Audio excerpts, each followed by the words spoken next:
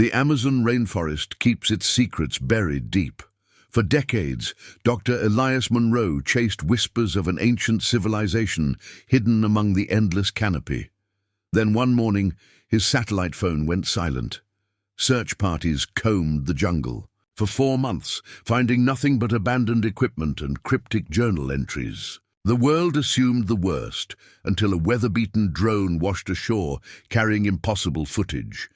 Gold-lined chambers beneath a thundering waterfall, symbols unlike any known language, and walls that seemed to shift in the camera's lens. The scientific community was stunned, but the footage ended abruptly with a sound no expert could identify. What ancient power had Elias awakened in those forgotten depths?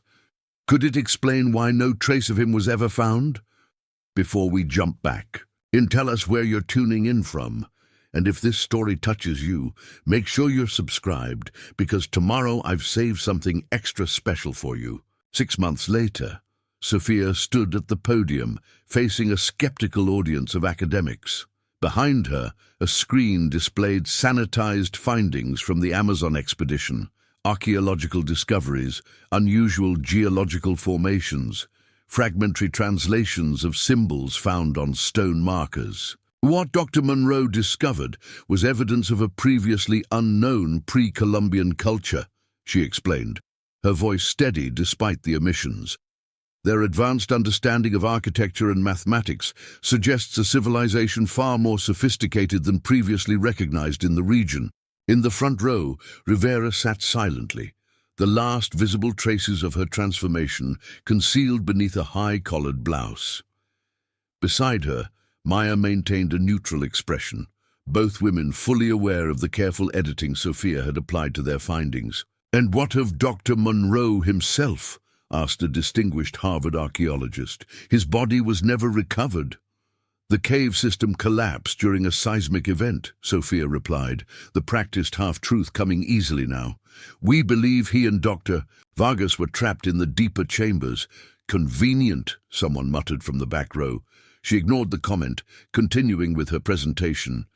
The memory crystal remained secure in a specially designed container at her apartment, its true nature and contents known only to a select few. What she shared publicly was carefully curated, enough to advance archaeological understanding without revealing the complex's true purpose.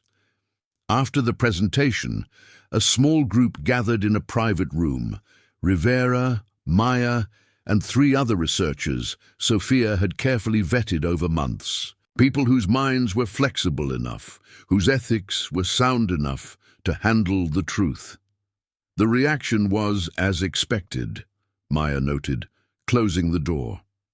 "Skepticism is healthy," Sophia replied, unfolding a large map across the central table. "It gives us time."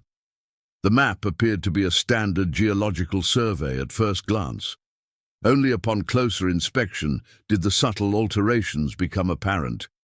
Minute adjustments to coastlines, mountain ranges, and river systems. Throughout, its coordinates were marked in what seemed like random notations, evolving slightly each time the map was examined. "It's changing again," Rivera observed, pointing to markings near the Tibetan plateau that hadn't been visible the previous day. "The pattern is accelerating," Sophia confirmed. "More locations revealing themselves." "Other complexes?" asked Chen, a quantum physicist who'd joined their group. "Transition points," Rivera corrected, "like the one in the Amazon, but each with unique properties." Aboud, a linguistics specialist, studied the evolving cipher. "These aren't just coordinates, they're time frames, windows of optimal approach. The Bhutan site becomes accessible in approximately 4 months, Sophia noted. We'll need to prepare carefully. Are we certain we should be pursuing this? Nakamura, a philosopher and ethicist, questioned, "The power to fundamentally alter human evolution, should it be in anyone's hands?" "It already is," Sophia replied simply. "The question isn't whether humanity will discover transition technology. It's whether the discovery will be handled responsibly this time." She touched a small scar on her temple, the only visible reminder of her experience in the complex. Beneath it, microscopic changes to her neural pathways occasionally granted her glimpses of what Elias had become, like dreams that lingered into waking. "We're not pursuing transcendence ourselves," she clarified. "We're preparing the groundwork for gradual, controlled introduction of the knowledge, breaking the cycle of discovery and collapse. A generations-long project," Maya added. "And if others find these sites meanwhile," Chen asked. "They will," Rivera answered with certainty. "The complexes are revealing themselves at an accelerating rate. The cycle is approaching another potential reset point, which is why our work matters," Sophia emphasized, "establishing scientific, ethical, and philosophical frameworks to handle transition technology responsibly." After the meeting, Sophia stood alone by the university windows, watching students cross the campus grounds below, young minds pursuing knowledge, unaware that human potential extended far beyond conventional understanding. Her phone buzzed with a news alert. Unusual geological formations discovered in northern India, similar to those reported by the Monroe expedition, the cycle advancing faster than expected. That night in her apartment, Sophia removed the memory crystal from its container. In darkness, its true nature revealed itself, complex patterns of light shifting within its structure, responding to her proximity. When she held it, information flowed into her consciousness, not as language, but as direct understanding. She accessed the section containing Elias's final message, recorded as his transformation neared completion. The pattern can be broken, not through fear or restriction of knowledge, but through proper preparation. Humanity must evolve beyond its current limitations, not by abandoning physical form, but by understanding that consciousness can exist in multiple states simultaneously. The transition complexes aren't escape routes from a dying civilization. They're evolutionary gateways to what comes next. Guide them wisely, Sophia. We will help when we can. On her desk lay Elias's journal, still shifting through time. Pages, appearing and disappearing, entries from impossible dates, materializing briefly before fading. Today, it had revealed coordinates matching a location on the Transcendence map that hadn't yet become visible to the others. A message from beyond conventional reality. A path forward. Outside her window, the modern city pulsed with light and movement, its inhabitants unaware they stood at the cusp of humanity's next great evolutionary leap. Not an ending, but a transformation, if they could get it right this time. The memory crystal pulsed once in harmony with the distant stars, its light briefly illuminating the map where a new coordinate had appeared, exactly where Elias's impossible journal entry had indicated. Sophia smiled. They were still out there, still working, still guiding. The cycle could be broken after all. The helicopter's shadow skimmed across the emerald canopy, a dark speck against the boundless green. Inside, Elias pressed his face against the window, while Maya checked their equipment one final time. Beside her, Jose Vargas, their geologist, and Diana Rivera, the botanist, secured sample containers. 15 minutes to landing zone, the pilot announced, voice crackling through headsets. Weather closing in fast. Teo, seated beside Elias, tapped his shoulder and pointed. There, the river bends like a serpent. My people say it guards the forbidden forest.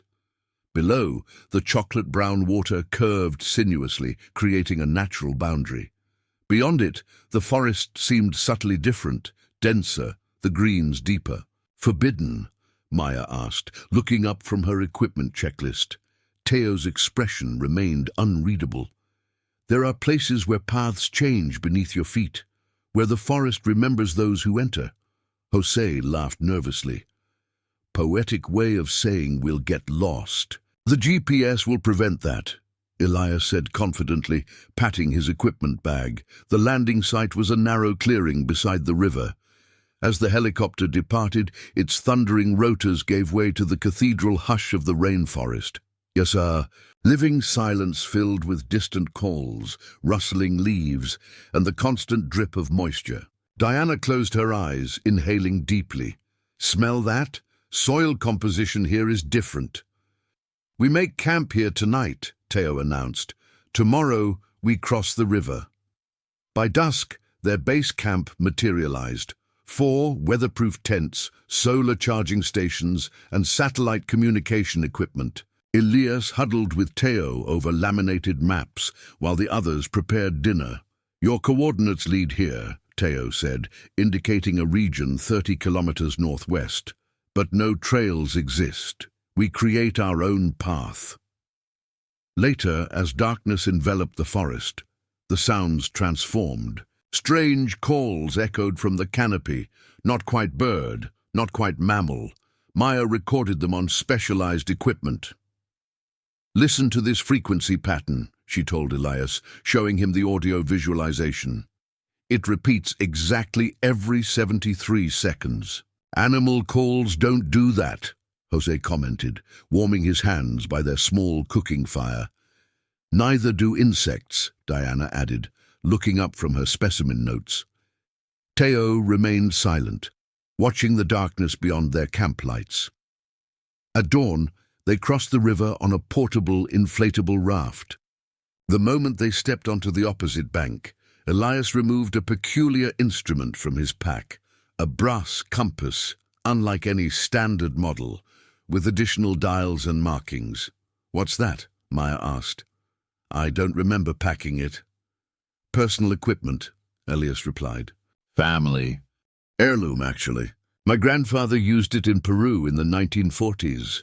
He frowned as the needle spun erratically. That's odd. By midday, the forest had changed character. Vines grew in geometric patterns too regular to be natural. Trees seemed to cluster in arrangements that suggested intention rather than chance. The compass is useless, Elias muttered, tapping the glass face. The needle now spun continuously, occasionally stopping to point in impossible directions, straight up or down into the earth. GPS still works, Maya offered, checking their handheld unit. Though the signal's weaker than expected, Diana knelt beside a cluster of flowers unlike any she recognized, violet blossoms with perfectly hexagonal petals. These shouldn't exist, she whispered, carefully collecting a specimen. As they pressed deeper, Jose paused to examine an outcropping of dark stone. Basalt, he said, chipping a small sample. But there shouldn't be volcanic rock in this region. By late afternoon, they discovered the first stone marker, a column half buried in soil and wrapped in vines. Elias brushed away the growth, revealing weathered symbols. Maya, he called, voice tight with excitement. Document this. She photographed the markings from multiple angles.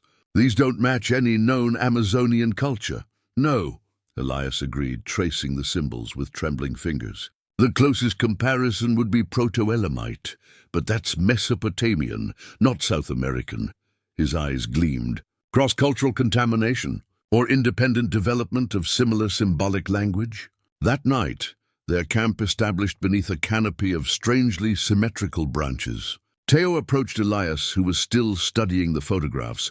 We are being watched, Teo said quietly. Elias looked up. Animals? No.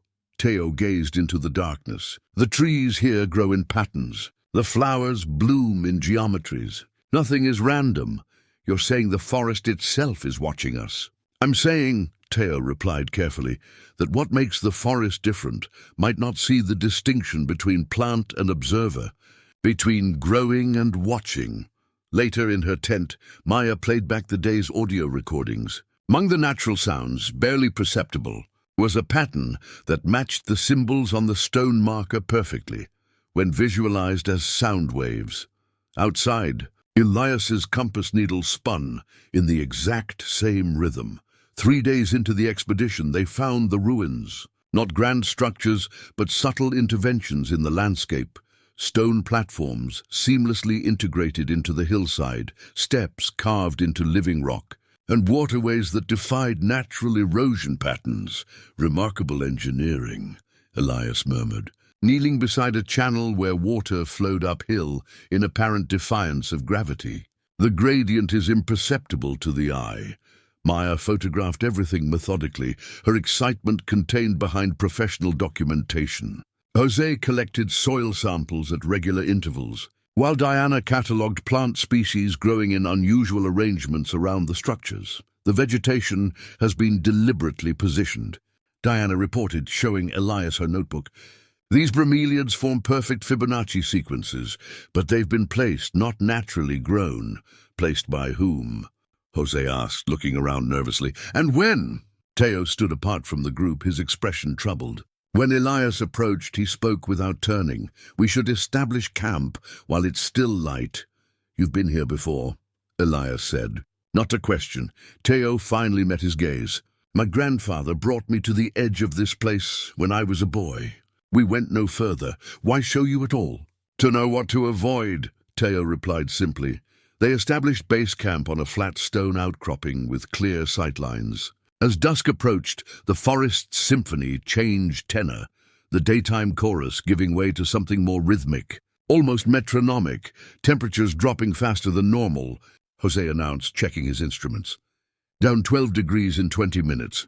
Maya set up the satellite uplink while Elias organized their findings. His hands shook with barely contained excitement. Maya, look at these structural similarities. He spread photographs across their portable table. The stone crafting technique matches nothing in the archaeological record, yet incorporates elements from multiple pre-Columbian civilizations. Cultural diffusion, she suggested. Or a common source, Elias countered, eyes gleaming. What if these other civilizations all derived their techniques from here, not the other way around? Their discussion was interrupted by Diana's call from the perimeter. You need to see this, she said, voice unnaturally tight. 20 meters from camp, partially embedded in soil, lay a face, or rather a representation of one. Not quite a mask, not quite a sculpture. Its features were humanoid, but subtly wrong. The proportions elongated, eye sockets too large, the mouth a geometric precision that spoke of mathematical design rather than artistic interpretation. Is it stone? Maya asked, camera already documenting. Jose crouched beside it, careful not to touch the surface. I don't think so. The material doesn't match any stone type I recognize. Metal? Ilya suggested. No oxidation, Jose replied. And look how it interacts with light, almost like it's absorbing it. Elias reached toward it. Don't, Teo said sharply. When everyone turned to him, he added, not with bare hands. Using gloved hands and proper archaeological tools, they carefully excavated around the mask. As moonlight broke through the canopy and touched its surface, Maya's audio equipment picked it up first. There's a sound coming from it, she said, adjusting her headphones. Like whispers, multiple voices. Elias pressed his hand to the earth beside the mask. Vibration. It's resonating. Diana, who had been monitoring her plant specimens, called out, the collected flowers are opening in response to the sound. They shouldn't bloom at night. As they worked, Rivera developed a nosebleed that wouldn't stop. It's nothing, she insisted, but her complexion had taken on an ashen quality. Later that night, with Rivera finally asleep after taking medication, Elias made his first satellite transmission to Cambridge. The connection was poor, the video breaking into pixels. We found definitive evidence of an unknown civilization, he reported. Architecture that incorporates techniques that wouldn't be seen elsewhere for centuries. Deliberate botanical engineering and artifacts made of unidentifiable materials. Your transmission's breaking up, came the response. Did you say unidentifiable materials? The composition appears to... The connection dissolved into static. Elias tried several times to reconnect, finally giving up near midnight. As he emerged from the communications tent, he found Maya reviewing the day's photographs. Look at these, she said, turning her laptop screen toward him. The mask, clearly visible in the first several photos. became progressively more blurred in each subsequent image. Despite identical camera settings, some kind of electromagnetic interference? Elias suggested. Maya shook her head. I don't think the camera's the problem. I think the mask itself is changing somehow. From her tent, Rivera began to speak in her sleep, fragmented sentences in a language none of them recognized. Record that. Elias whispered urgently to Maya. Outside their camp perimeter, something moved in the darkness, something large enough to disturb the canopy. Yet silent as shadow, Rivera's condition worsened overnight. By dawn, her fever reached 103, her skin flushed with a network of fine lines resembling circuit patterns. We need to get her to a hospital, Jose insisted, applying cool compresses to her forehead. The satellite phone still won't connect, Maya reported. And the radio's picking up nothing but static. Elias paced the perimeter of their camp, conflicted. We could send Jose back with her, follow the GPS to the extraction point. I'll take her, Teo offered unexpectedly. I know these forests better than your technology. Elias hesitated, torn between concern for Rivera and the pull of discovery. Thank you, Teo. As they prepared a stretcher for Rivera, Maya discovered something in her sample bag, an object resembling a tuning fork, its metal gleaming with an iridescent quality that shifted colors as it moved. Diana, Maya called. Did you collect this? The botanist looked confused. I've never seen it before. Elias examined it cautiously. It wasn't in our equipment inventory. Rivera was collecting soil samples near where we found the mask, Jose offered. When Maya accidentally struck the fork against her equipment case, it produced a tone unlike anything they'd heard, pure yet complex, hovering at the threshold of hearing. The vibration seemed to pass through their bodies rather than the air. Rivera, previously delirious, sat upright. The door, she whispered, eyes fixed on the stone cliff face 30 meters from camp. It's opening. They all turned. Nothing had changed in the solid rock wall. Yet Rivera struggled to her feet, moving with sudden purpose toward the cliff. Jose tried to restrain her, but she displayed surprising strength. Let her show us, Elias said quietly. They followed Rivera to the cliff face. She pressed her palm against the stone, then turned to Maya. Strike it again. Maya hesitated, then tapped the tuning fork. The tone resonated, and for a brief moment something shifted in their perception. The solid rock seemed to waver, revealing the outline of an opening. There's a passage, Elias breathed. Rivera nodded weakly, the burst of energy fading. They're calling from below, Teo's expression hardened. This is where we part ways. I'm taking her back. We need to document this, Elias argued, already setting up equipment. You don't understand what's happening to her, Teo said. The place is changing her. It will change all of you if you continue. Changed how? Maya asked. Teo gestured to Rivera's arm, where the circuit-like patterns pulsed beneath her skin. The old stories say some were chosen to become vessels, bridges between worlds. That's mythology, not medicine, Jose protested. She needs antibiotics, not superstition. But Rivera's eyes had cleared, her gaze unsettlingly direct. I can see them now, she said calmly, waiting in the chambers below. They've been waiting so long. Elias approached the cliff face, running his hands over the stone where the passage had momentarily appeared. If there's a mechanism, we can trigger it deliberately. I'll take Rivera to the extraction point, Teo said firmly, and return if I can. The unspoken implication hung in the air. He might choose not to return. We'll continue mapping the surface structures, Elias agreed reluctantly. Nothing more until you return. As Teo prepared to leave, with Rivera on the improvised stretcher, she gripped Maya's wrist with surprising strength. They're not what you think, Rivera whispered. Not gods, not aliens, something in between states. Like water can be ice or steam. Her eyes drifted to the tuning fork. That's their tool for shifting states. After they departed, an uneasy quiet settled over the remaining team members. Maya documented the cliff face from every angle, while Jose collected rock samples. The mineral composition is changing, he reported, examining a freshly chipped fragment. And there's a crystalline structure that wasn't present in earlier samples. By evening, Elias's promise to wait for Teo's return had eroded against the tide of discovery. He retrieved the tuning fork from Maya's equipment case. "We should at least verify if there's actually a passage," he argued. "No exploration, just confirmation." Maya looked uncertain, but set up recording equipment. Jose stood back, clearly uncomfortable. When struck, the fork emitted that same boundary-defying tone. This time, prepared for the effect, they all saw it clearly. The solid rock becoming momentarily transparent, revealing a descending stairway carved into the living stone. "My God," Elias whispered. "It's been here all along." The passage remained visible for 17 seconds before fading. "We need to mark the entrance," Elias said, already gathering equipment, "and send the drone in to map the initial passage." Teo said to wait, Maya reminded him. Elias's expression hardened with resolve. "Rivera found this for a reason. Something chose her to reveal it to us, or to lure us," Jose said quietly. Elias deployed the drone, its lights disappearing into the temporarily revealed passage. On the monitor, they watched as it descended into darkness, transmitting images of a vast chamber beyond. Then, abruptly, the transmission cut to static. "We lost the drone," Maya said, adjusting controls futilely.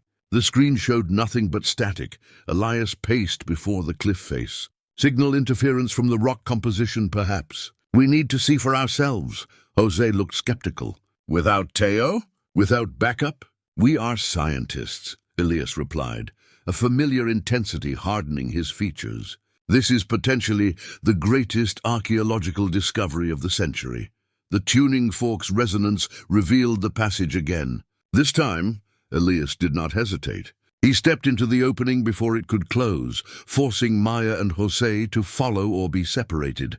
The passage sealed behind them. "Perfect," Jose muttered, flicking on his headlamp. "Now we're trapped."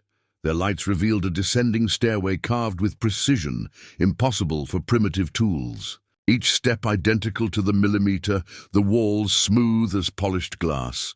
"These weren't cut," Jose said, running fingers across the surface. "It's like the stone was persuaded to take this form."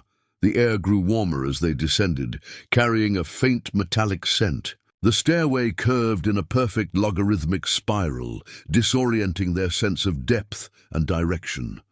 After descending for 20 minutes, they entered a vast circular chamber. Their headlamps barely penetrated the darkness, revealing only tantalizing glimpses of scale. "There's something," Maya began, then gasped as her light caught a reflective surface. Gold, not crude hammered plates, but seamlessly integrated into the walls in intricate patterns. "It's everywhere," Elias whispered, his beam revealing more golden surfaces in every direction, as if responding to their presence. Illumination bloomed around them, not from any visible source, but from the air itself. Particles of light coalescing into a soft, ambient glow. The chamber stood revealed in its impossible glory. 50 meters across, a perfect hemisphere with a domed ceiling. The walls were a continuous mural in gold, silver, and materials they couldn't identify, depicting beings that shifted between humanoid and geometric forms, depending on viewing angle. "My God," Jose breathed. "This shouldn't exist." At the chamber's center stood a pedestal bearing what appeared to be a liquid-filled vessel. Unlike anything in the archaeological record, its surface had no seams or joints, as if grown rather than manufactured.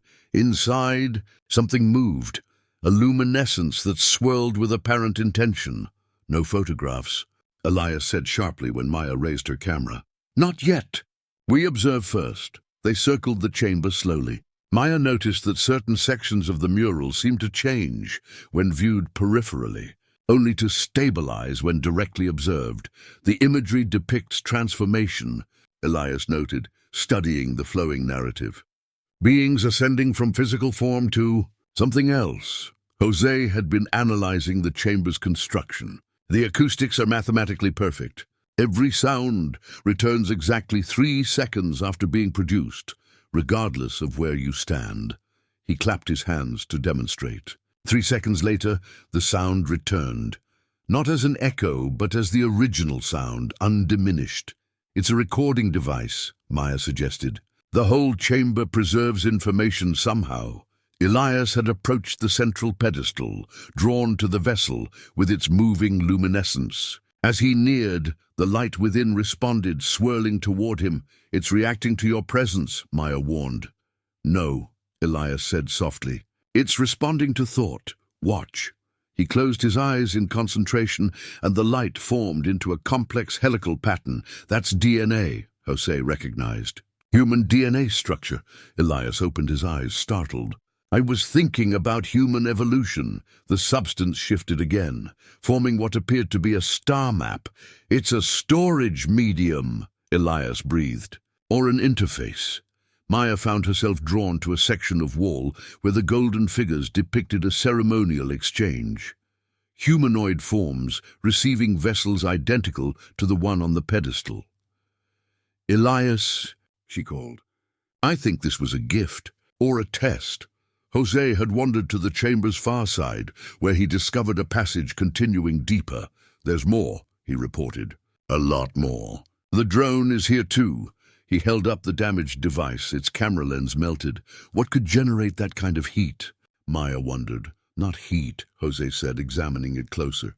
"The molecular structure has been altered, rearranged somehow." A low humming began to vibrate through the chamber. The liquid light in the vessel pulsed in rhythm with it. "Something's activating," Elias said, excitement overriding caution. The luminescence rose from the vessel, hovering above it like a sentient fog. Then it moved with purpose toward Elias. "Don't move," Maya cautioned. The light surrounded Elias's hand, seeping into his skin like water into sand. He gasped, not in pain but astonishment. "It's showing me," he whispered. How to proceed? The chamber's ambient light pulsed once, and new passages opened in the walls. Previously invisible doorways leading in multiple directions, their welcome paths, Elias said with unnerving certainty. "We've been accepted." Jose exchanged worried glances with Maya. Accepted for what? But Elias was already moving toward one of the newly revealed passages, his skin faintly luminescent where the light had touched him. "Elias, wait," Maya called, hurrying after him. The passage wall seemed to absorb her voice, deadening its urgency. Ahead, Elias moved with unnerving purpose. His left hand, where the light had touched him, now traced with faint luminescent patterns similar to Rivera's markings. He didn't slow his pace. "We need a systematic approach," she insisted, catching up to him. "Documentation protocols." "Conventional methods won't work here," Elias interrupted, his voice oddly distant. "This place. It requires different understanding." The passage opened into another chamber, smaller than the first, but equally impossible. Suspended in its center was what appeared to be a three-dimensional map, pinpoints of light hovering in air, connected by threads of energy that pulsed with data. "It's the complex," Jose realized, studying the floating display. "A complete layout, not just the complex," Elias corrected, circling the projection. "Look closer." Within the detailed model of underground chambers were recognizable land masses, continents, rendered with precision that shouldn't have been possible when this place was constructed. "That's not right," Jose said, his scientific skepticism reasserting itself. "These people couldn't have known global geography with this accuracy unless they saw it from above," Elias suggested, his eyes reflecting the floating lights. Maya noticed something else. Certain points on the global map pulsed in synchronization, forming a pattern. "Other sites," she whispered. "This isn't the only one."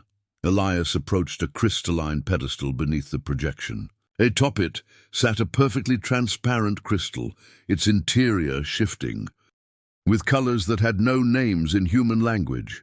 "Don't touch anything else," Jose warned, eyeing Elias's transformed hand with concern. But Elias was already reaching toward the crystal. "It's calling me! Elias, stop!" Maya moved to intervene, but too late.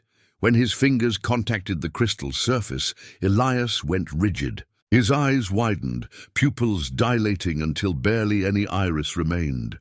"My God," he gasped. "I can see everything." A tremor ran through the chamber. Dust fell from the ceiling. What's happening? Jose demanded, gripping Maya's arm. I don't know, she answered, watching helplessly as Elias stood transfixed, connected to the crystal. Elias, please. They were like us, Elias said suddenly, his voice overlaid with harmonics that shouldn't have been possible from human vocal cords. Then they became more. They transcended physicality. The tremors intensified. The map projection flickered. This place is becoming unstable, Jose urged. We need to leave. Now. Maya tried to pull Elias away from the crystal, but he resisted with unnatural strength. You don't understand, he said, turning to her with eyes that somehow saw beyond her. This is what I've searched for my entire life. Proof that humanity isn't the end point of evolution. Whatever you're experiencing, it's affecting your judgment, Maya argued. We need to analyze this carefully, not rush in. Elias finally released the crystal, but something had changed. The subtle luminescence now reached halfway up his arm, and his movements had acquired an unsettling fluidity. There are chambers beyond, he said, pointing to a previously invisible doorway, now outlined in soft light. A repository of knowledge beyond anything we can imagine. We need to regroup, Maya insisted. Fine, Teo, bring proper equipment. Time is irrelevant here, Elias replied dismissively. What seems urgent to you is merely perception. Jose had been examining the walls, his geologist's training, seeking understanding through structure. These materials shouldn't exist, he reported. The atomic arrangement is impossible. Another tremor stronger than before. A crack appeared in the ceiling. That feels relevant, Maya said pointedly. Elias glanced upward, unconcerned. The complex is simply adjusting to our presence. To my connection. Listen to yourself, Maya pleaded. This isn't scientific inquiry anymore. For a moment something of the old Elias surfaced. Doubt, hesitation. Then his expression hardened. I'm continuing onward, he declared. You can follow or return. Your choice. We stay together, Maya insisted. That's protocol. Protocols are for the uninitiated, Elias replied, already moving toward the new passage. I've been shown what awaits. It's magnificent. Jose pulled Maya aside.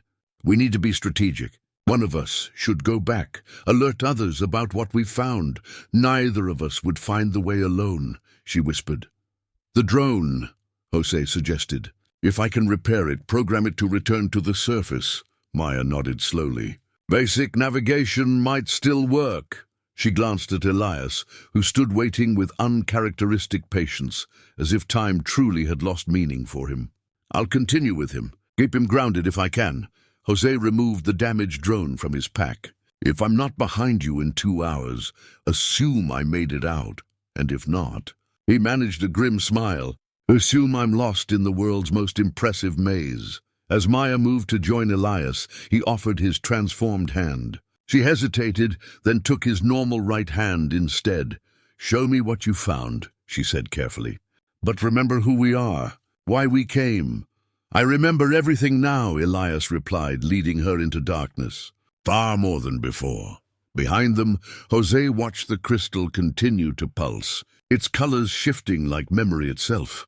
The helicopter thundered over the endless green canopy, banking sharply as it followed the course of the river. In the passenger seat, Dr. Sofia Vega studied satellite imagery on her tablet, her expression tense. Behind her, 4 team members checked equipment, search and rescue specialists with experience in hostile environments. Last transmission came from this area, the pilot announced, indicating a clearing barely visible from the air. But that was 11 days ago.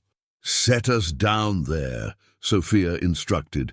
As the helicopter descended, the team leader, Ramirez, leaned forward. You said these were colleagues of yours? Dr. Monroe was my mentor, Sofia replied, until we had a falling out over his more speculative theories. And now you're mounting a rescue. Now I'm worried, she corrected, watching the canopy rush up to meet them. Elias doesn't miss check-ins. Ever. The clearing showed signs of recent habitation, tent impressions, a fire pit, survey stakes. The team methodically documented everything while Sofia examined the abandoned satellite equipment. Powers drained, she reported. But the backup drive might still have data. Ramirez emerged from the tree line. We found their first camp. Signs of controlled departure, not evacuation. They moved deeper in, following some kind of markers.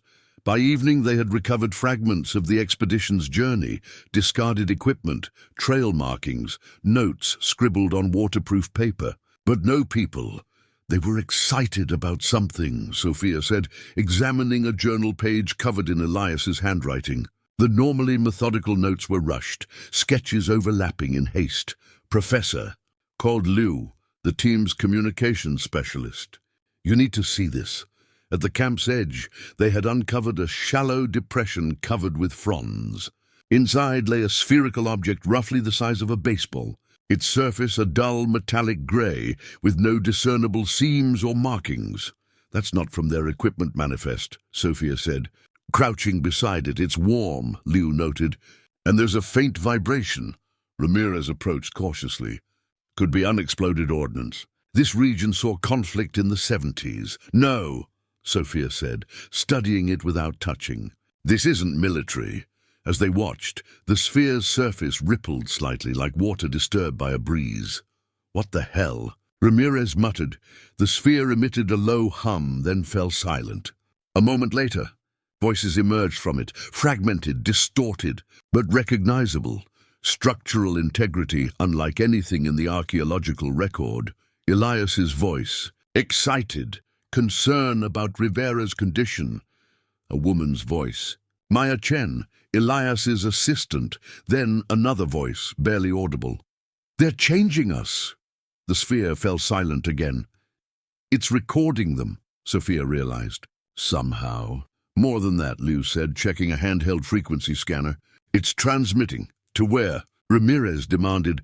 Before anyone could respond, a figure emerged from the tree line. Teo, supporting a clearly ill Rivera. Dr. Vega. Teo asked, recognition dawning. They said someone was coming. Who said? Sophia asked, helping lower Rivera to the ground. The forest, Rivera answered, her eyes unnaturally bright. It carries messages now. Rivera's condition was alarming. Her skin bore intricate patterns resembling circuitry, pulsing with faint luminescence. Her fever ran dangerously high, yet she showed no other symptoms of infection. What happened to her? Sophia asked as their medic administered fluids. The place changed her, Teo said simply. It will change all who remain there too long. What place? Where's Elias? Behind the waterfall, Teo replied. With the others. In the chambers beneath. As night fell, Rivera's condition stabilized enough for brief questioning. She sat propped against a supply crate, watching the sphere they'd found with unnerving intensity. It's not recording, she said, unprompted. It's translating. Translating what? Sophia asked. The thoughts of those who've changed. The ones who came before. Rivera's hand traced the patterns on her arm. They needed a bridge. A way to communicate. With us? Why? To warn. Or to welcome. Rivera's focus drifted. I can hear them now, fragments, whispers. Where is Elias? Sophia pressed. Deeper. Always deeper. Rivera's gaze suddenly sharpened. He found what he spent his life searching for. But it found him too. That night the sphere activated twice more. Each time it replayed conversations. Some they recognized as Elias and his team, others in languages none of them knew. The final activation captured something else, a rhythmic pattern that matched the pulsing on Rivera's skin. By morning, Sophia had made her decision. Ramirez, Liu, you're with me. We're following their trail to this waterfall. What about her? Ramirez asked, nodding toward Rivera. The others stay, stabilize her condition, and maintain base communications. Teo approached as they prepared to depart. You won't find what you expect. I expect to find my colleagues, Sophia replied. The place you enter isn't simply a location, Teo warned. It exists, partially elsewhere. Time moves differently there. That's not possible. Neither is this. He held up the sphere, which now hovered just above his palm. Yet here it is. As they departed, the sphere emitted one final message, Elias's voice, distorted but clear. Sophia, if you're coming after us, understand what you're entering. This isn't just discovery. It's transformation. Maya lost track of time as she followed Elias deeper into the complex. The passages defied conventional geometry, sometimes climbing when they appeared to descend, corridors bending at impossible angles, yet somehow connecting seamlessly. "How are you navigating?" she asked, watching Elias choose paths without hesitation. "I'm not," he replied, the luminescent patterns now extending past his elbow. "I'm being guided." The air grew increasingly dense with information, not humidity, but something more fundamental. Maya felt knowledge brushing against her consciousness, like fingers through hair, there and then gone. Before she could grasp it, they entered a vast columned hall where the floor appeared to be liquid, yet supported their weight. Each step sent ripples outward, disturbing reflections of structures that weren't physically present. "What is this place?" Maya whispered, her voice creating patterns in the liquid floor. "A repository," Elias answered, his transformed hand trailing in the air, leaving momentary after-images. "Every civilization reaches a point where its physical artifacts become inefficient. Too much information, too little space. So they digitized? They transcended medium entirely. Information became energy, energy became reality. At the hall's center stood a circular platform, surrounded by what appeared to be mirrors, if mirrors could be fluid and maintain no fixed surface. Within each, images shifted and flowed, responding to proximity. Elias approached one, and it stabilized into a scene Maya recognized, their university campus, but subtly different. Buildings stood where parking lots should be. Architectural styles shifted toward the biomorphic, potential futures, Elias explained, passing his hand near the surface. The image responded, branching into multiple variations, or parallel tracks of development. The mathematics is challenging to express in our language. They predicted alternative realities. Maya's scientific mind struggled with the implications. They didn't predict. They observed. Elias gestured expansively. "Time isn't linear here, or rather it's all lines simultaneously." As Maya moved closer to one mirror, it responded to her presence. The surface shifted to show her in various life stages, completing her PhD, leading expeditions, growing old, surrounded by achievements. Then it changed again, showing her transformed like Elias, luminescent patterns covering her body as she interfaced with technologies beyond human understanding. She stepped back, disturbed. "It's showing you possibilities," Elias said softly. "Choices. Is that what happened to you? You chose this?" She gestured to his transformed arm. A flicker of the old Elias surfaced. "Not consciously, but perhaps on some level." He shook his head, momentarily confused. "Maya, the things I've learned. The knowledge accessible here. It's what every scientist dreams of. At what cost?" She challenged. "Look at yourself. You're changing, evolving," he corrected. "Like Rivera began to." Maya's hand moved to her camera, but she hesitated. "None of this will translate through conventional documentation. No one will believe us. They aren't meant to. Not yet." Elias approached another mirror, which showed a global view, points of light appearing across continents, interconnecting. "This knowledge isn't for everyone, only those prepared to receive it." A distant rumble vibrated through the chamber. The liquid floor rippled in response. "Something's wrong," Maya said. "These tremors are getting worse." "The complex is adapting to increased awareness," Elias replied. "To us, to you," she corrected. "Your connection is changing the stability." Before he could respond, a figure stumbled into the chamber. Jose, his clothing torn, equipment missing. "Thank God," he gasped, seeing them. "I've been searching for hours." "The passages keep changing. The drone?" Maya asked. Jose shook his head. "Disabled completely when I tried to program it. Something doesn't want us sending messages out." His gaze fixed on Elias, noting the advancement of his transformation. "My God, it's spreading, not infection." "Integration," Elias corrected. He approached another mirror, which displayed what appeared to be mathematical equations, but in 3 dimensions, formulas rotating and intersecting in space. "The knowledge here could advance our understanding by centuries, if we survive to share it," Jose countered. Another tremor. stronger than before. One of the columns developed a hairline fracture. We need to leave, Maya insisted, before we're trapped. I can't, Elias replied simply. Not yet. Not when I'm so close. Close to what? Jose demanded. Instead of answering, Elias approached a previously unnoticed doorway at the chamber's far end. Unlike the other passages, this one was sealed with what appeared to be a solid barrier of light. What's beyond there? Maya asked. The Nexus, Elias whispered reverently. Where they completed their transformation, where who transformed. Jose pressed, the ones who built this place. Elias placed his transformed hand against the barrier, which rippled at his touch. They were human once, I think, or something like us, until they discovered how to transcend physical form. The barrier responded to him, patterns matching those on his skin, but did not yield. Not ready yet, he murmured. Disappointment evident. Good, Maya said firmly. Because we're leaving, now, all of us.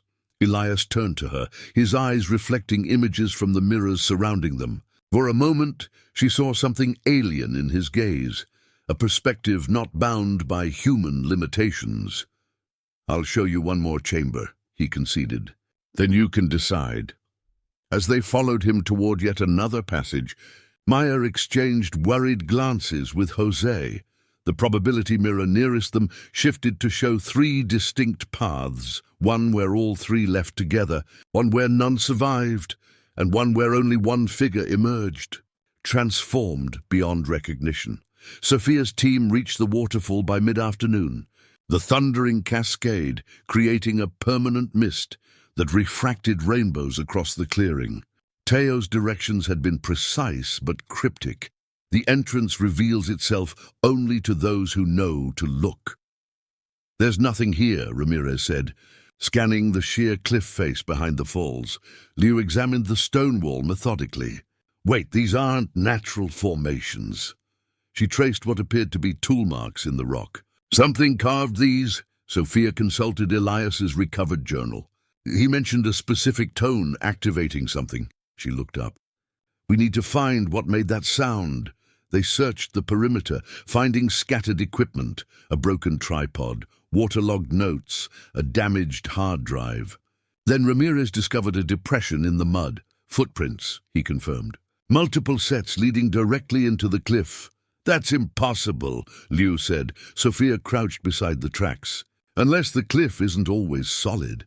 As the sun began to set, casting long shadows across the clearing, Liu noticed something embedded in the rock face, a small crystalline protrusion, darker than the surrounding stone.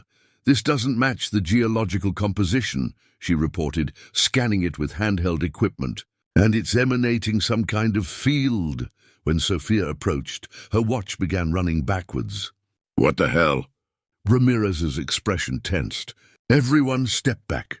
The stone pulsed once with deep violet light. A ripple passed through the cliff face, like a wave through water. Then impossibly an opening appeared, a perfectly formed archway leading into darkness. Motion activated, Liu suggested, her scientific mind struggling for rational explanation. No, Sophia said quietly. Time activated. It's been 11 days since they entered. Exactly. The passage beyond was smooth-walled and descended at a gentle angle. Their lights barely penetrated the strange quality of darkness ahead. Standard protocol, Ramirez instructed, distributing safety lines. No one gets separated. The descent seemed to stretch longer than physically possible. Sophia checked her watch repeatedly, finding it increasingly unreliable, sometimes moving normally, sometimes stopping altogether. Occasionally running backward. We've been walking for 3 hours, Liu reported, checking her own timepiece. That can't be right. Distance doesn't work normally here, Sophia realized. Neither does time. They reached a junction where the passage split in 3 directions. Near the wall lay a camera, Maya's equipment abandoned or dropped. When Sophia examined it, she found the memory card corrupted, images distorted beyond recognition. Which way? Ramirez asked. Before Sophia could answer, a tremor shook the passage. Dust rained from the ceiling. That's new, Liu said nervously. This way, Sophia decided, choosing the path where the air felt subtly warmer. If there's geothermal activity, they'd follow it too. The passage opened into a chamber with walls covered in symbols that seemed to shift when not directly observed. At its center stood a dark, crystalline formation, similar to the one that had revealed the entrance, but much larger, the size of a small automobile. "Don't touch it," Ramirez warned as Liu moved closer. Too late. Her fingers brushed its surface. Liu froze, then slowly turned to them. "I just spent 3 days examining this," she said, confusion evident. "You've been standing there motionless the entire time." "What are you talking about?" Ramirez demanded. "You just touched it a second ago." Sophia approached cautiously. "It's altering her perception of time, or hours." Another tremor, stronger than before, dislodged fragments from the ceiling. "This place is becoming unstable," Ramirez noted. "We need to find your people and get out." Liu suddenly pointed beyond the crystal. "There's someone there." A figure emerged from a previously unnoticed passage. Maya, her clothing dirty and torn, expression haunted. "Dr. Vega?" She gasped, recognition dawning. "How are you here?" "It's been weeks." "Weeks?" Sophia echoed. "Maya, it's been 11 days since you missed check-in." Maya's laugh held an edge of hysteria. 11 days? We've been down here for at least 3 weeks, maybe longer. The time distortion, Sophia realized. It's affecting the entire complex. Where's Elias? Sophia asked. And Jose? Jose was just behind me, Maya said, turning to look. We were trying to find a way out. Elias, she trailed off, her expression darkening. What about Elias? Sophia pressed. He's changing, Maya whispered. The place is changing him. He doesn't want to leave anymore. Another violent tremor shook the chamber. A crack spread across the ceiling. Whatever's happening, this place won't survive it, Ramirez warned. We need to evacuate now. Not without Elias, Sophia insisted. You don't understand, Maya said urgently. He's not Elias anymore. Not entirely. What does that mean? Before Maya could answer, Jose stumbled into the chamber from another passage. The central hall is collapsing, he reported breathlessly. Then noticing the newcomers, who are they? Rescue team, Maya explained quickly. They say it's only been 11 days outside. Jose blinked in confusion. That's not possible. We've been here for... Time works differently here, Sophia cut in. Where's Elias? Jose and Maya exchanged glances. The Nexus chamber, Jose answered reluctantly. But you won't be able to reach him now. The passages are sealing themselves. Another tremor, severe enough to knock loose a large section of ceiling. Part of the crystal formation shattered, sending fragments skittering across the floor.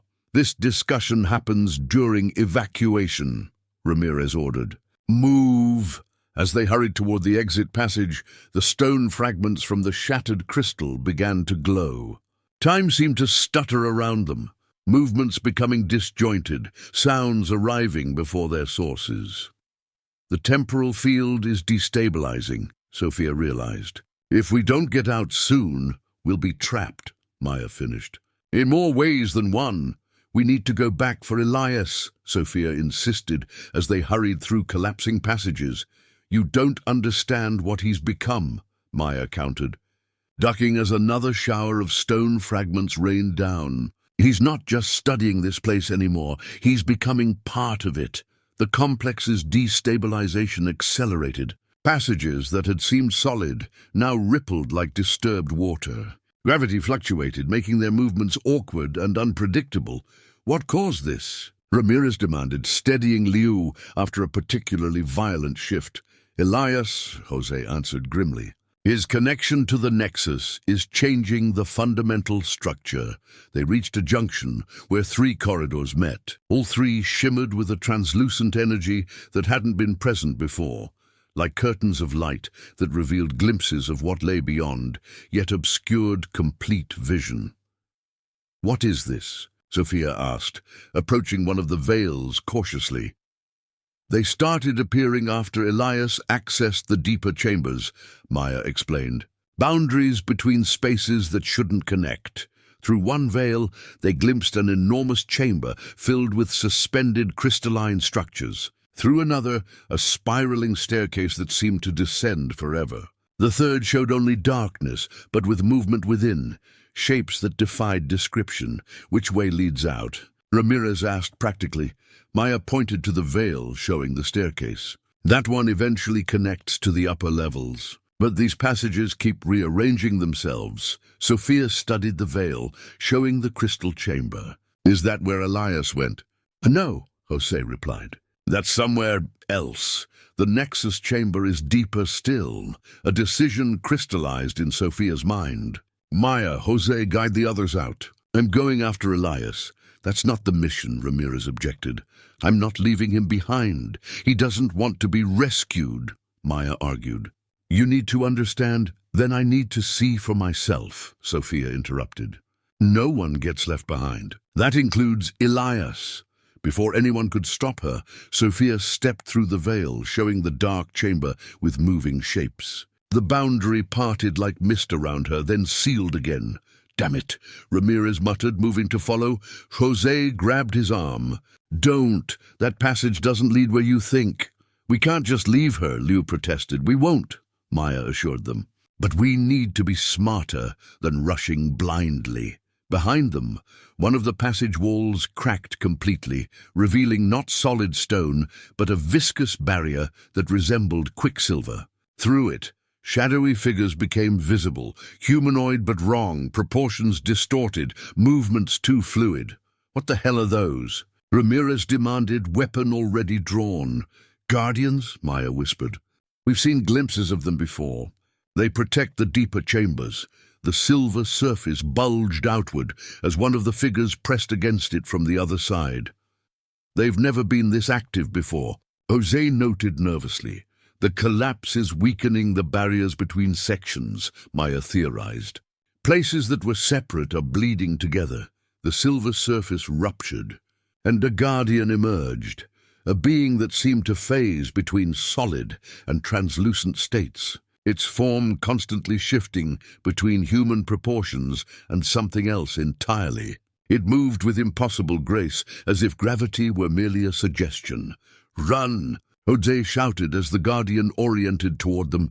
They fled through the veil, showing the spiral staircase. The boundary sensation was disorienting.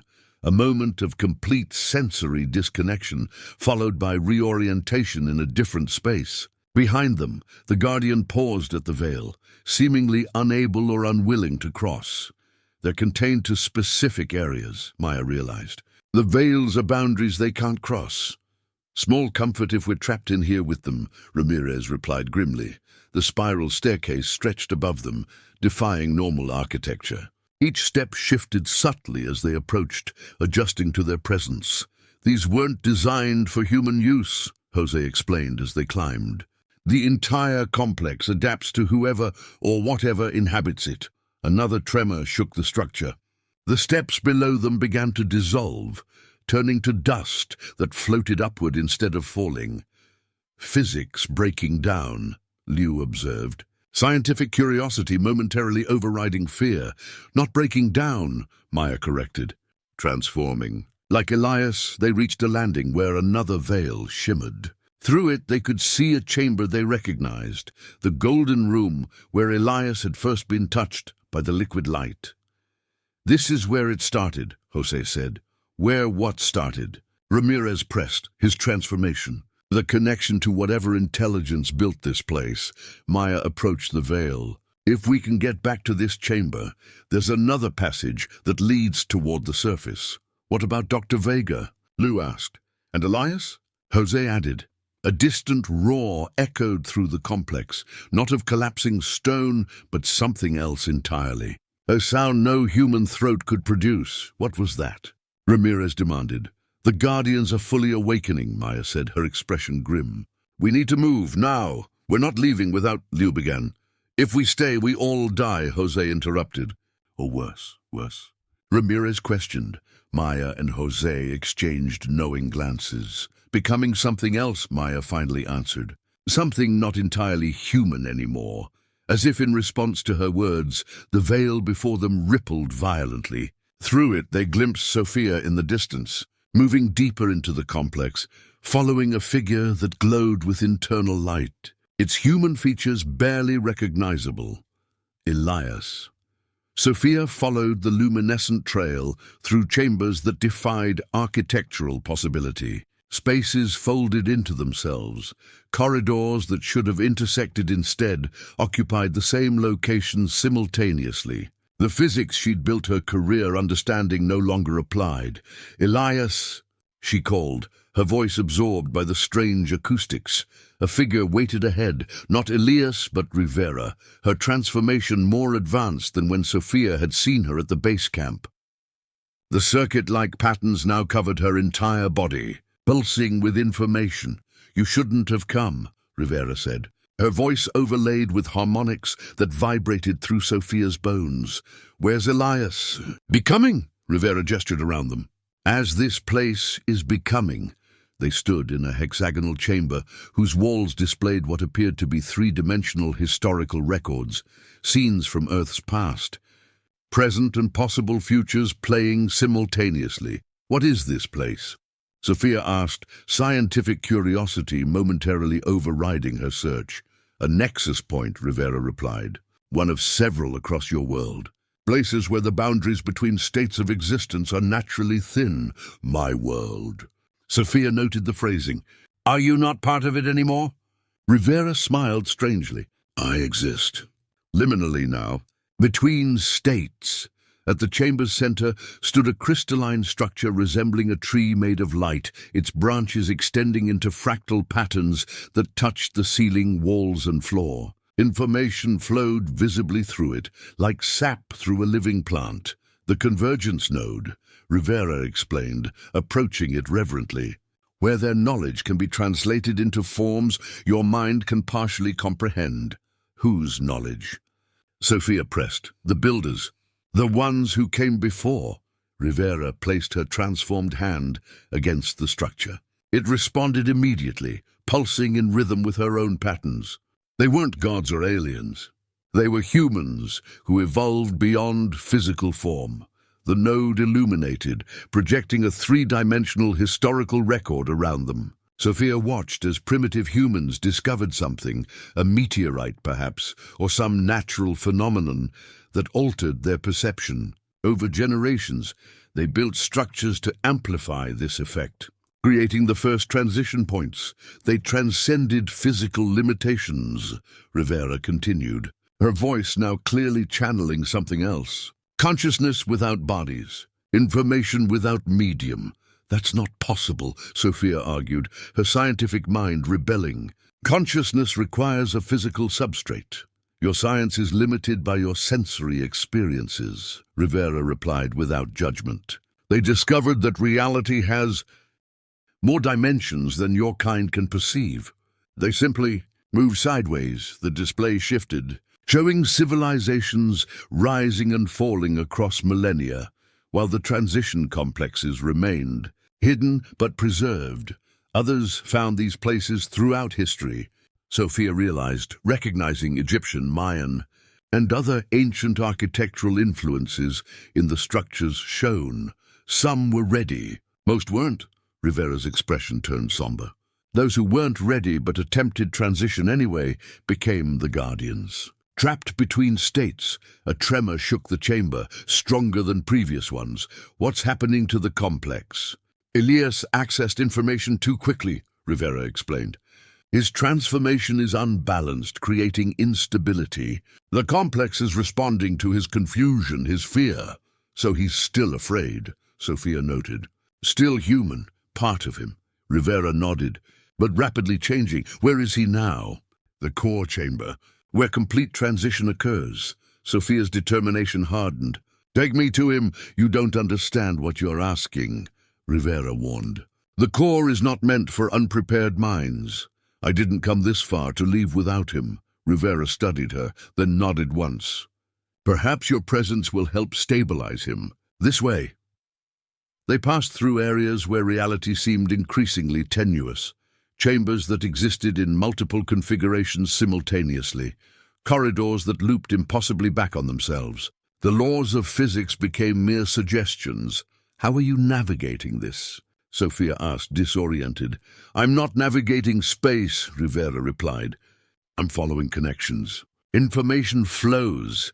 They entered a chamber where dozens of crystal formations grew from floor and ceiling, meeting in the center. Within each crystal, images played, historical moments, scientific discoveries, artistic creations. Memory storage, Rivera explained. Not just records, but experiences. The full sensory and emotional context of events. Sophia approached one crystal and gasped as information flooded her consciousness. Not just sight and sound, but smells, tactile sensations, emotional states. A complete immersive experience of someone witnessing the construction of Stonehenge. This is impossible, she whispered, overwhelmed.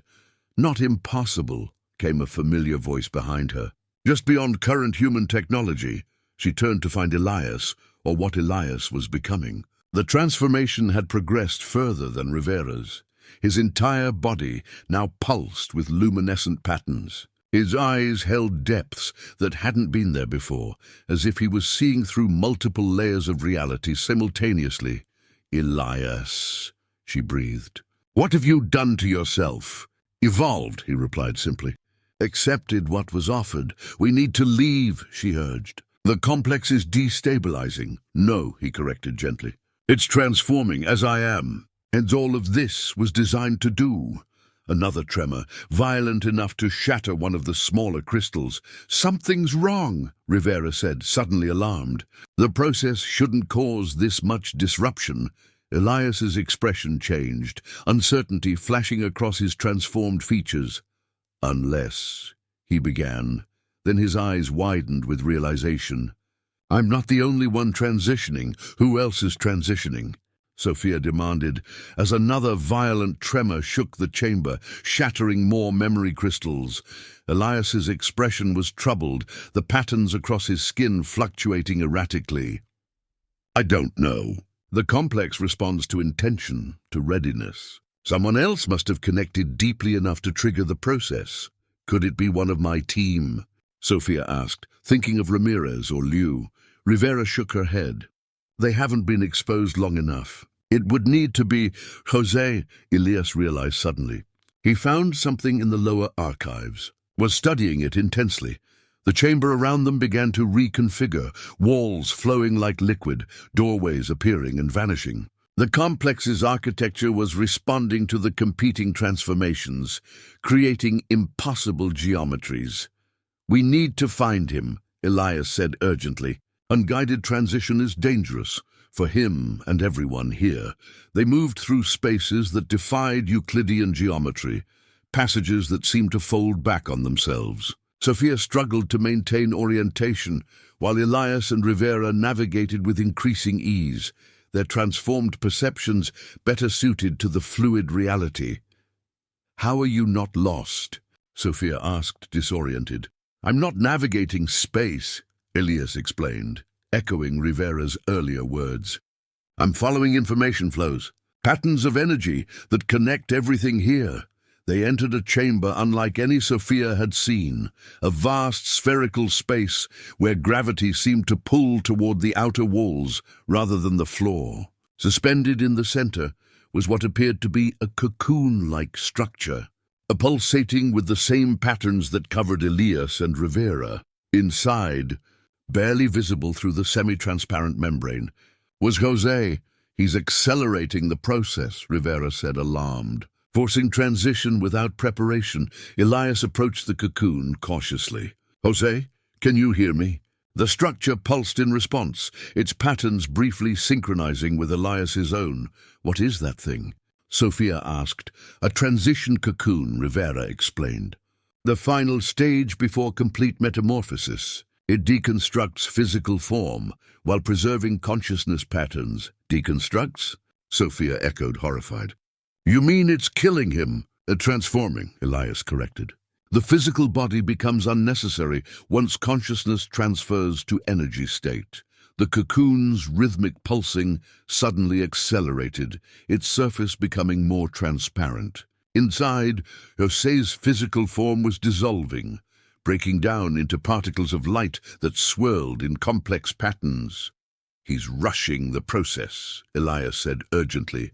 The complex wasn't designed for forced transition. Another violent tremor rocked the chamber. Cracks appeared along the walls, revealing not stone, but something else beneath, layers of reality folding into one another. What happens if the complex collapses during transition? Sophia asked. Rivera's expression was grim. Consciousness without containment. Fragmentation across multiple states of reality. Permanent disintegration, Elias translated. Worse than death, the cocoon pulsed again, this time emitting a sound that seemed to bypass their ears and resonate directly in their minds. José's consciousness communicating without physical means. Elias responded in kind, the patterns on his skin fluctuating in complex sequences. An exchange of information occurred that Sophia couldn't comprehend. What's he saying? She demanded.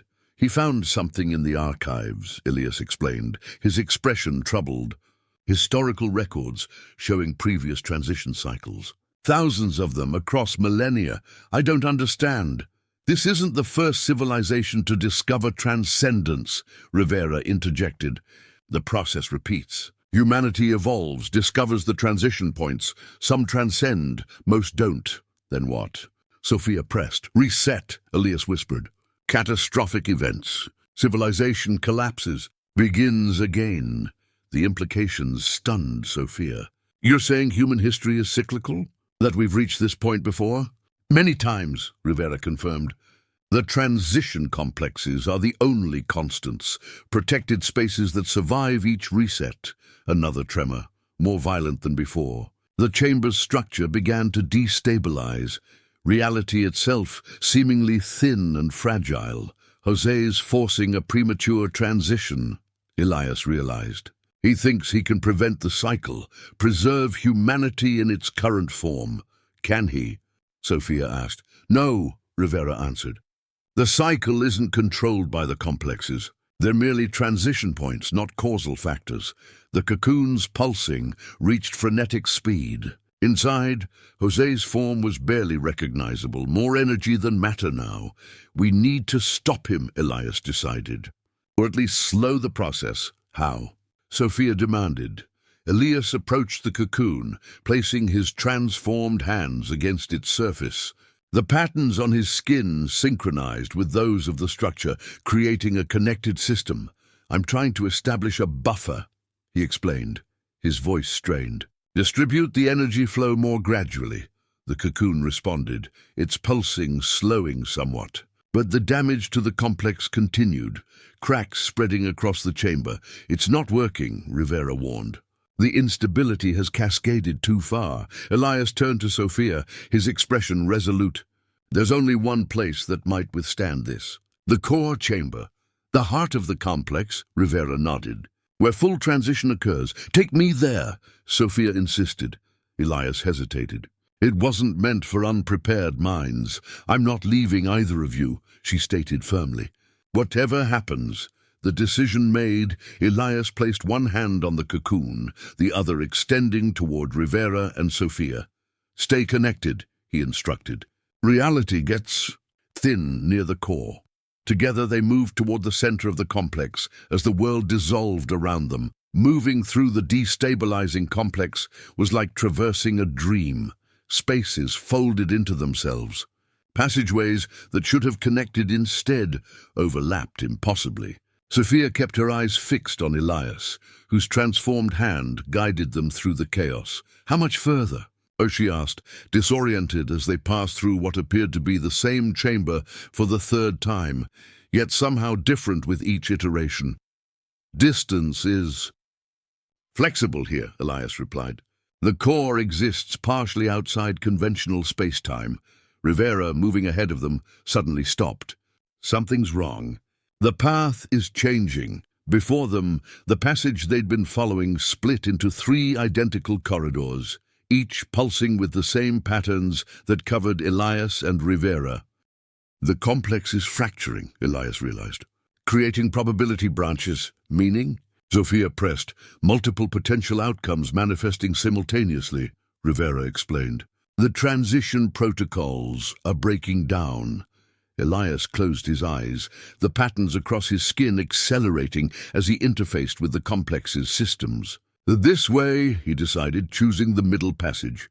They emerged into a vast spherical chamber that defied comprehension, larger inside than the mountain containing it, yet somehow intimately connected to every part of the complex. At its center hovered a construct of light and matter, intricate geometries rotating around a central axis, each movement altering the surrounding reality.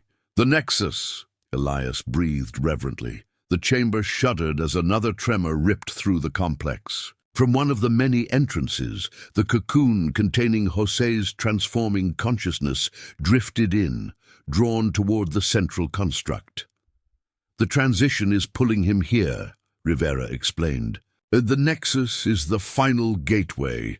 Near the chamber's edge stood a device unlike anything they'd encountered, a columnar structure composed of concentric rings that rotated independently, generating a field that seemed to anchor surrounding reality, preventing it from dissolving completely. "What is that?" Sophia asked, noting how the destructive tremors affected everything except the area around this device.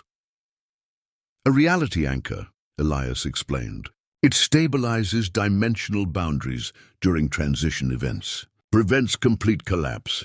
Can we use it to stop what's happening?"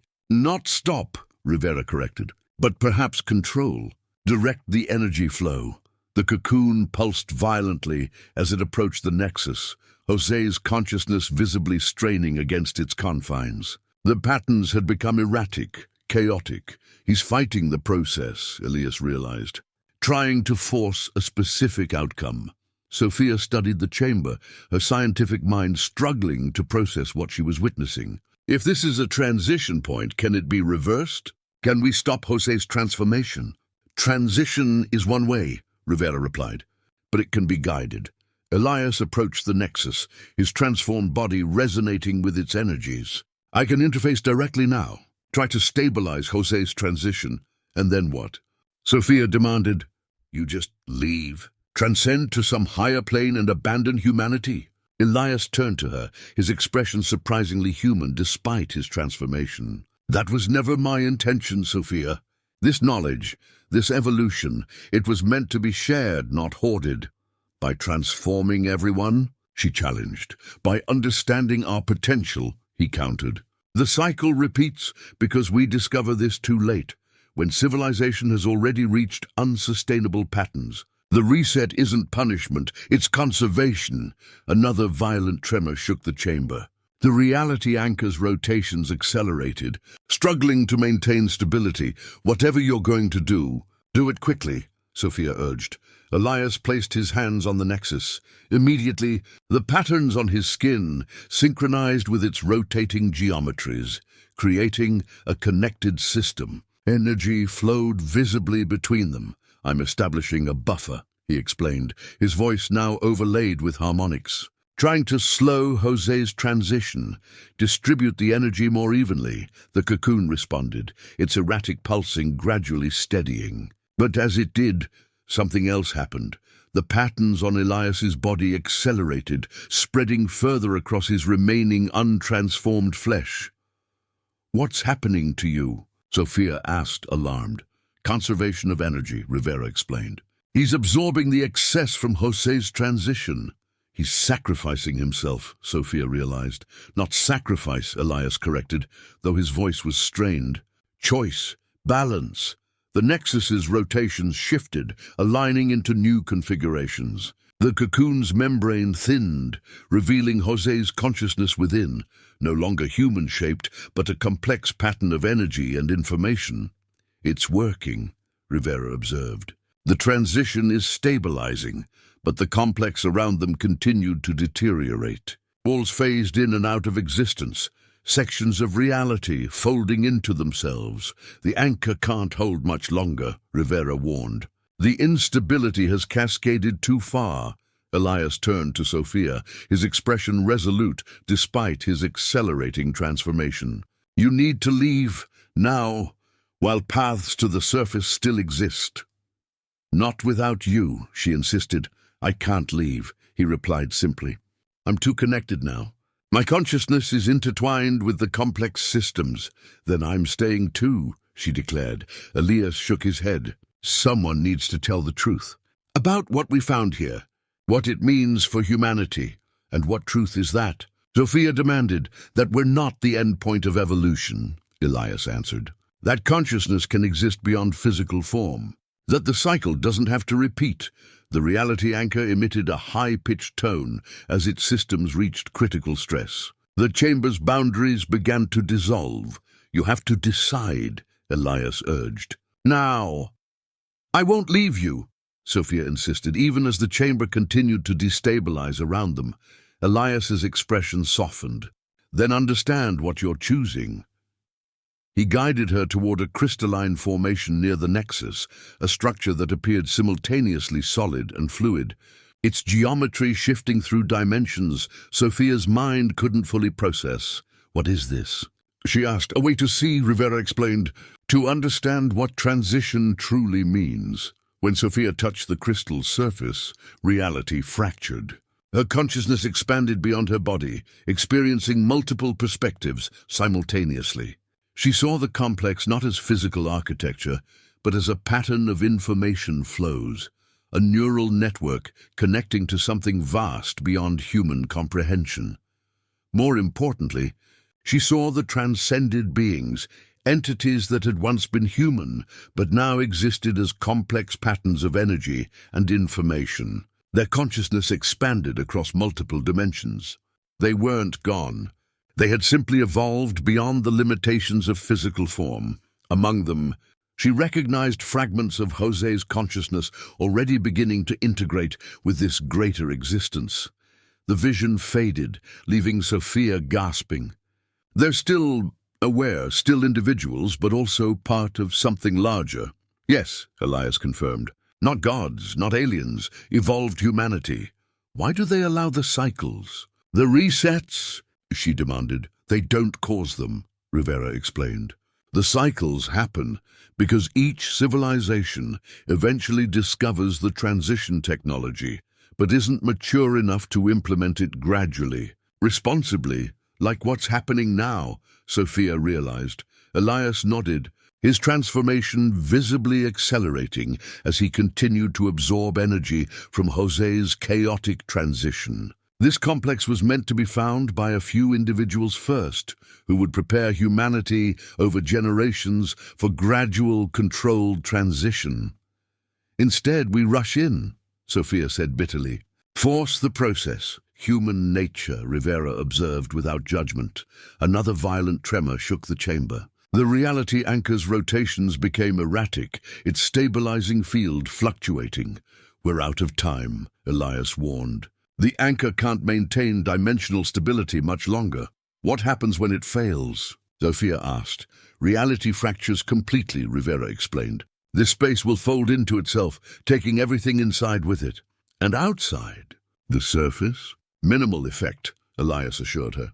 The complex was designed with containment protocols. The damage will be localized. Sophia studied Elias, whose human features were increasingly difficult to discern beneath the spreading transformation. You planned this all along, didn't you? You knew what this place was before we ever entered? I suspected, he admitted. Found patterns in ancient texts, archaeological anomalies that suggested previous cycles. But knowing intellectually is different from experiencing. You could have warned us. Would you have believed me? He asked gently. Would anyone? The cocoon containing José's transforming consciousness suddenly pulsed with renewed intensity. The membrane thinned further, becoming nearly transparent. He's completing transition, Rivera observed, as if in response. José's consciousness expanded beyond the cocoon, becoming a complex pattern of light and information that interfaced directly with the nexus. The strain on Elias immediately lessened, the patterns on his skin stabilizing. He's found balance, Elias explained. He accepted the process rather than fighting it. The chamber stabilized momentarily as José's transition reached equilibrium.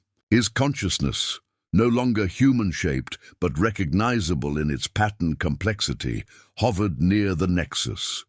He's communicating, Rivera translated, her own transformation allowing her to interpret, saying the archives contained warnings about forced transitions. Historical records of previous attempts, all failed, Sophia asked. All resulted in reset events, Elias clarified. But this time might be different. 3 consciousnesses at different stages of transition working together. You, Rivera, and Jose, Sophia realized. We could stabilize the process, Elias confirmed. Perhaps even guide others, prepare humanity properly. A gradual transition, not a reset, Rivera added. The moment of stability passed. The reality anchor emitted a warning tone as its systems approached failure. The chamber's boundaries began to dissolve once more. You still have a choice, Elias told Sophia urgently. There's a passage that leads to the surface. It will remain stable long enough for you to escape. Or, she prompted, stay, begin transition yourself, he said simply. Join us, become something not human. Become more than human, Rivera corrected. While keeping what matters, your consciousness, your memories, your sense of self, Sophia looked between them. Then at Jose's transformed consciousness, interfacing with the nexus. The weight of decision pressed upon her, not just for herself, but for what knowledge would return to the surface. I need to know, she said finally. If I choose to leave to remain human, what happens to you? We continue the work, Elias answered. Try to stabilize the complex, prevent a complete reset, and if you succeed, then perhaps when humanity is ready, we can guide them toward a better transition. Controlled evolution rather than extinction and rebirth. The reality anchor's rotations slowed dangerously. Time was running out. Choose, Elias urged gently. I have to go back, Sophia decided, her voice steady despite the chamber's increasing instability. Someone needs to tell the truth about what's here. Prepare humanity for what's coming. Elias nodded, a mixture of pride and sadness in his increasingly inhuman features. I had hoped you would say that. You knew my choice? I knew your nature, he corrected. Your commitment to knowledge, to truth. The reality anchor emitted a final warning tone before its rotation slowed dramatically. The chamber's boundaries began to dissolve more rapidly, sections of reality folding into non-existence. Time's up, Rivera warned. If you're leaving, it must be now. From what remained of his physical form, Elias extracted a small device and pressed it into Sophia's hand, a metallic object resembling a compass, but with multiple needles pointing in directions that shouldn't exist. What is this? She asked. A guide, he explained. It responds to stable reality patterns. Will lead you through the distortions to the surface. Will it work for me? I'm not transformed. It's calibrated to your specific consciousness pattern, Rivera assured her. Elias prepared it earlier. He anticipated this moment. Sophia turned the device over in her hands, noting how its needles shifted in response to her movements, always orienting toward a point that seemed to exist outside conventional space. Follow where it leads, Elias instructed. Don't deviate no matter what you see or hear. Reality will become unstable on your journey out. Jose's transcended consciousness pulsed near the nexus, communicating in patterns Sophia couldn't comprehend. Rivera translated, he says the complex's knowledge is transferring to a memory crystal in the upper chamber. Find it before you exit. Elias placed his hands on Sophia's shoulders, his touch leaving faint luminescent traces that quickly faded. The crystal contains everything, our discoveries, the history of the builders, instructions for controlled transition, humanity's potential future. I'll make sure it's used responsibly, she promised. We know, Rivera said softly. A passage materialized at the chamber's edge, a tunnel leading away from the nexus. Its boundaries still relatively stable compared to the dissolving reality around them. That's your way out, Elias confirmed. The compass will guide you through the shifting sections. What about Maya? Ramirez, the others? Maya is leading them out through another route, Rivera assured her. If they followed protocol, they should reach the surface safely. Sophia hesitated. looking back at the three transformed consciousnesses, her colleagues, her friends, now evolving into something beyond human understanding. "Will I ever see you again?" she asked. "Not as we are now," Elias answered honestly, "but perhaps someday in a different form." Another violent tremor shook the chamber. The reality anchor's rotations nearly stopped. "Go," Elias urged. "Now." Sophia turned and ran into the passage, the quantum compass clutched tightly in her hand. Behind her, the chamber collapsed into itself, the nexus and its three guardians vanishing from conventional reality. The journey through the dissolving complex was a nightmare of shifting geometries and impossible spaces. Corridors twisted back on themselves. Rooms occupied the same space simultaneously. Gravity shifted direction without warning. Only the compass kept her oriented, its needles always pointing towards stability, even as reality fractured around her. She passed chambers where time moved at different rates. In one, she aged a day in seconds before the compass pulled her through. In another, her movement slowed to a crawl, while her mind raced normally. Shadows of guardians flickered at the edges of her vision. The trapped beings Rivera had described, neither fully transformed nor physical. They reached for her with limbs that existed partially in other dimensions, but never quite touched her as long as she followed the compass's guidance. Eventually, she reached a familiar chamber, the repository where they had discovered the memory crystals. Most had shattered in the complex's collapse, but one remained intact, glowing with stored information, the knowledge transfer, she realized. Carefully securing the crystal, as she continued upward, the passages gradually stabilized, reality reasserting its normal rules. The compass's needles aligned into a single direction, up toward the surface. She emerged into the golden chamber where they had first entered, now cracking and shifting as the complex's collapse reached the upper levels. The stairway to the surface remained intact, though barely. Behind her, the passages sealed themselves, reality folding inward like origami, collapsing into a single point before vanishing entirely. The complex was removing itself from conventional space-time, clutching the memory crystal to her chest and following the compass's final guidance. Sophia raced up the stairway as it crumbled behind her. Each step disintegrated after she passed, the boundary between worlds sealing permanently. The quantum compass grew hot in her hand, its purpose fulfilled, its connection to the transcended realm fading. As she reached the final steps, its needles spun wildly before the device dissolved into particles of light that faded like dying fireflies.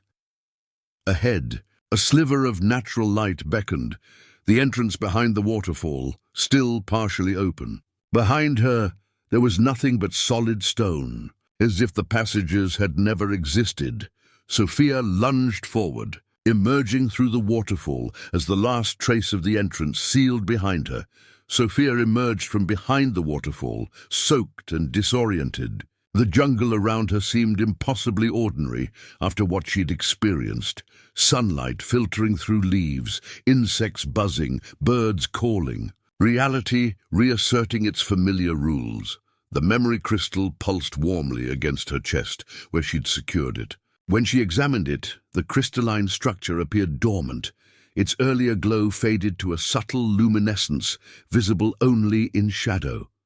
"Dr. Vega," a voice called from the clearing. Maya stood with Ramirez, Liu, and several local guides who had joined the search party. Their expressions registered shock at her appearance. "You're alive," Maya breathed, rushing forward. "We thought—" "How long?" Sophia interrupted, suddenly anxious. "How long was I inside?" Maya and Ramirez exchanged concerned glances. 3 days, Ramirez answered cautiously. "Since you went in after Dr. Monroe." 3 days. Sophia echoed in disbelief. "That's not possible." "It felt like weeks." "Time distortion," Maya nodded. "We experienced it too. It's been only 2 days since we escaped." Sophia looked past them, scanning the group. "Rivera." "Recovering at base camp," Lou replied. "Her condition is Stabilizing, they led her back to the camp, each step through normal space, feeling strangely limited after experiencing the complex's dimensional fluidity. At camp, medical personnel immediately checked her vital signs while she drank water greedily. "Your cellular structure shows unusual patterns," the medic reported, studying portable scanner readings. "Similar to Rivera's, but less pronounced." "Exposure effects," Sophia explained vaguely. "They'll fade." In the command tent, she found Teo watching over Rivera, whose transformation had partially receded, the circuit-like patterns now visible only on her arms and face. "No longer pulsing with internal light." "You returned," Teo observed. "Few do. Elias, Jose?" Maya asked hopefully. Sophia shook her head. "They stayed, completed their transitions." "Transitions to what?" Ramirez demanded. "Something else," she answered simply, not ready to explain fully. "Something beyond." She noticed a leather-bound journal on the table, Elias's field notebook. When she reached for it, Maya made a strange noise. "Don't touch it," she warned. "It's not behaving normally." Sophia examined it without touching.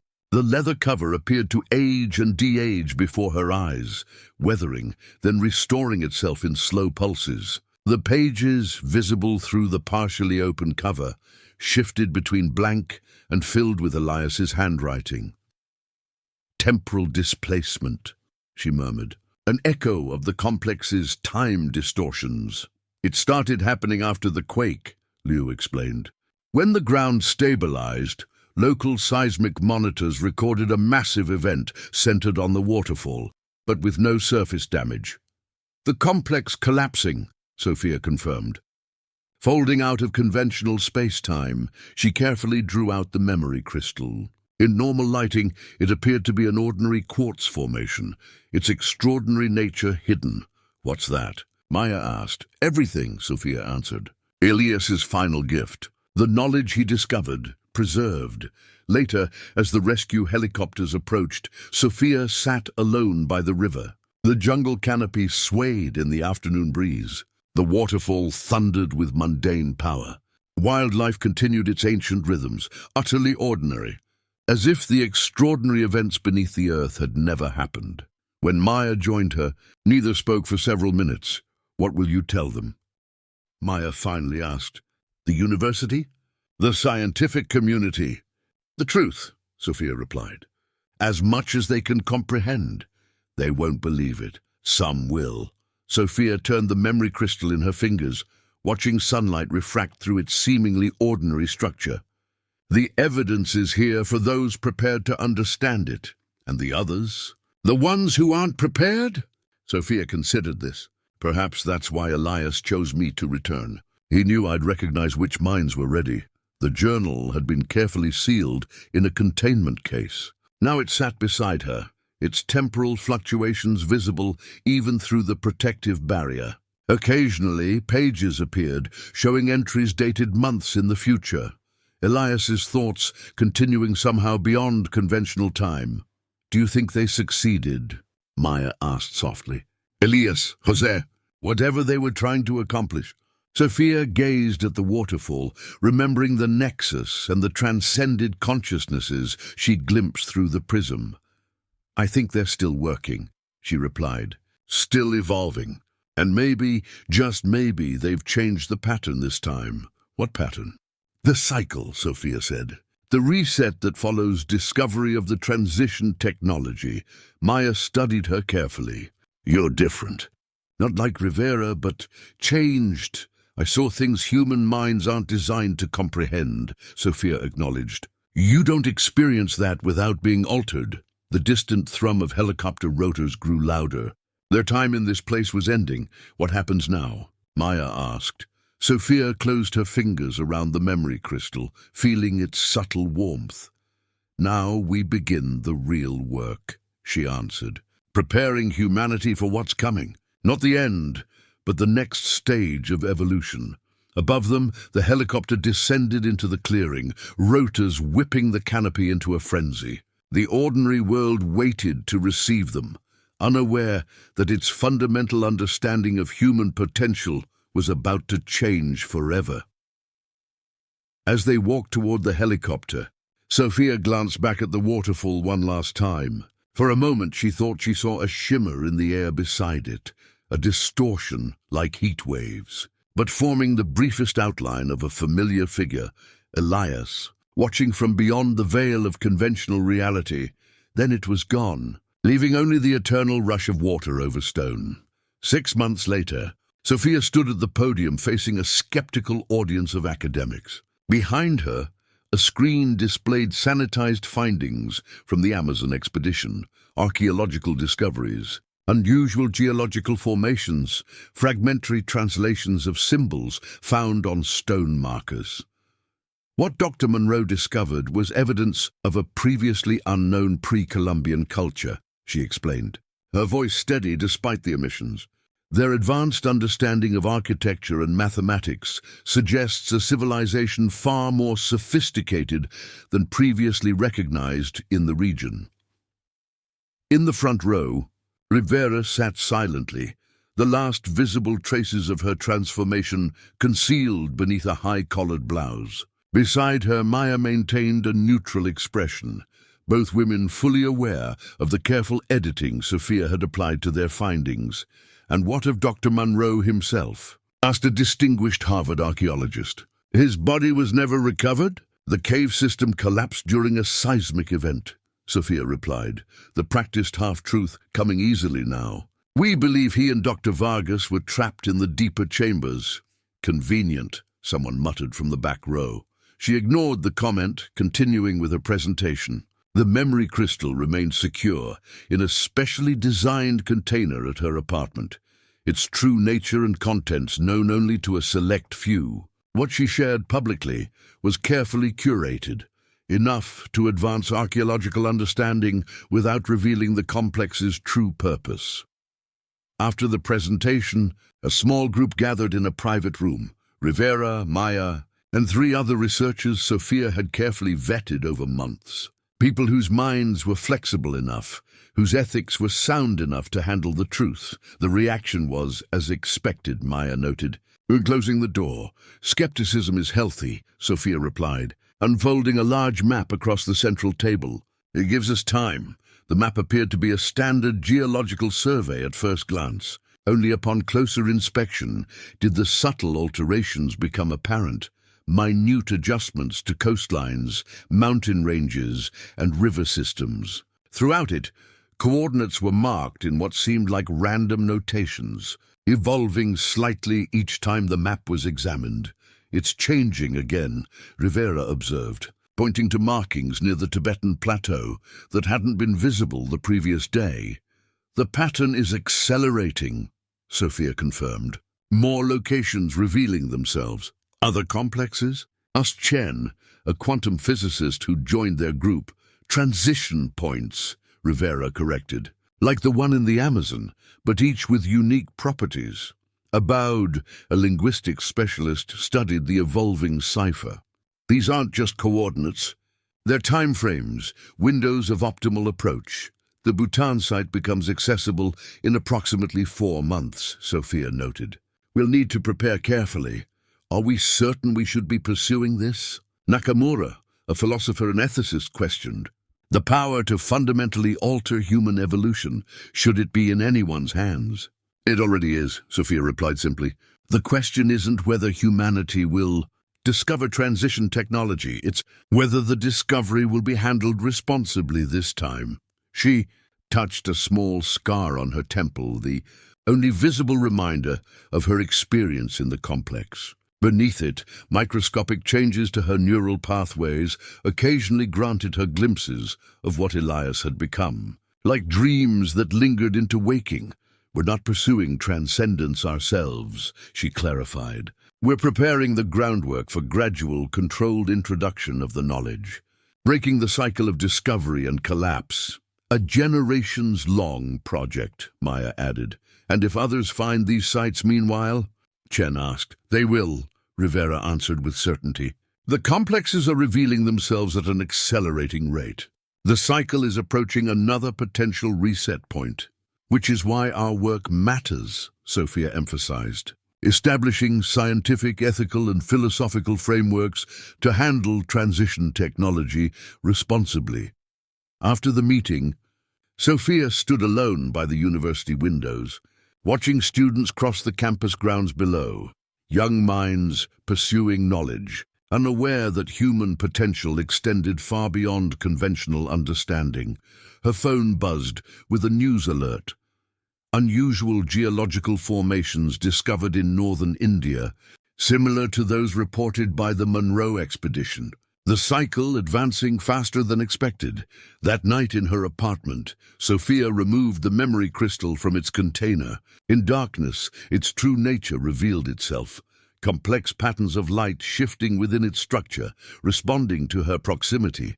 When she held it, information flowed into her consciousness, not as language, but as direct understanding. She accessed the section containing Elias's final message, recorded as his transformation neared completion. The pattern can be broken, not through fear or restriction of knowledge, but through proper preparation. Humanity must evolve beyond its current limitations, not by abandoning physical form, but by understanding that consciousness can exist in multiple states simultaneously. The transition complexes aren't escape routes from a dying civilization. They're evolutionary gateways to what comes next. Guide them wisely, Sophia. We will help when we can. On her desk lay Elias's journal, still shifting through time, pages appearing and disappearing, entries from impossible dates materializing briefly before fading. Today, it had revealed coordinates matching a location on the transcendence map that hadn't yet become visible to the others. A message from beyond conventional reality. A path forward. Outside her window, the modern city pulsed with light and movement, its inhabitants unaware they stood at the cusp of humanity's next great evolutionary leap. Not an ending, but a transformation. If they could get it right this time, the memory crystal pulsed once in harmony with the distant stars, its light briefly illuminating the map where a new coordinate had appeared. Exactly where Elias's impossible journal entry had indicated. Sophia smiled. They were still out there, still working, still guiding. The cycle could be broken after all.